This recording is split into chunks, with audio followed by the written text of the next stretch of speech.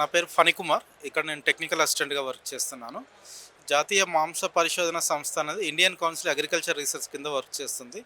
దీంట్లో మేము ఇక్కడ మీట్ క్వాలిటీకి సంబంధించిన టెస్టులు, అడల్ట్రేషన్‌కి సంబంధించిన టెస్టులు, sheep and goat rearing, organic meat production, plus entrepreneurs development కోసం అగ్రి బిజినెస్ ఇంక్యుబేటర్ కింద మేము డిఫరెంట్ టైప్ ఆఫ్ ప్రోడక్ట్స్ తయారు చేయడం, ఎలా మార్కెటింగ్ ఎలా చేయడం, స్టోరేజ్ చేయడం, దీనికి సంబంధించిన ట్రైనింగ్స్ ఇవ్వడం జరుగుతుంది. దీంతోపాటు మైక్రోబయాలజీ క్వాలిటీకి సంబంధించిన టెస్టులు, ఎన్ఏబిఎల్ అక్రిడేషన్ కింద కూడా టెస్టులు చేయడం జరుగుతుంది.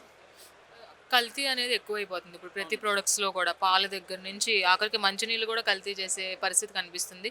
మరి అలాంటి కల్తీని నిర్మూలించాలంటే ఎలాంటి స్టెప్ తీసుకుంటే బావుంటది? అండ్ మీరు ఎలా ప్రోత్సహిస్తారు దాన్ని? మేడం, ప్రస్తుతం కల్తీ అనేది స్టార్టింగ్ మన సీడ్ కాన్సే స్టార్ట్ అవుతుంది మేడం.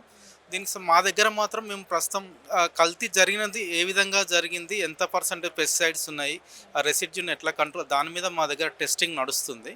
అది మేము పేపర్లో పబ్లిష్ చేయడం, ఐసీఆర్కు పార్లమెంట్‌కు సబ్మిట్ చేయడం జరుగుతుంది మేడం. అండ్ ఫైనల్‌గా ఈ ఎక్స్‌పోలో ఎలా అనిపిస్తుంది? తెలంగాణ నుంచి అందులోకి అంటే చాలా చాలా స్టేట్స్ నుంచి వచ్చారు. అబ్రాడ్ కంట్రీస్ నుంచి కూడా వచ్చి ఇక్కడ ఎక్స్‌పోలో పార్టిసిపేట్ చేయడం జరుగుతుంది. మీకెలా అనిపిస్తుంది?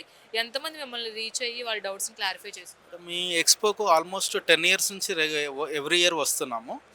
అయితే ఇక్కడ మాకు పర్ డే 500 మెంబర్స్ అలా రీచ్ అవుతున్నారు మా దగ్గర. దానిలో మాకు ఆఫ్టర్ వచ్చిన తర్వాత కూడా మాకు కాల్స్ వస్తాయి ట్రైనింగ్స్ కోసము.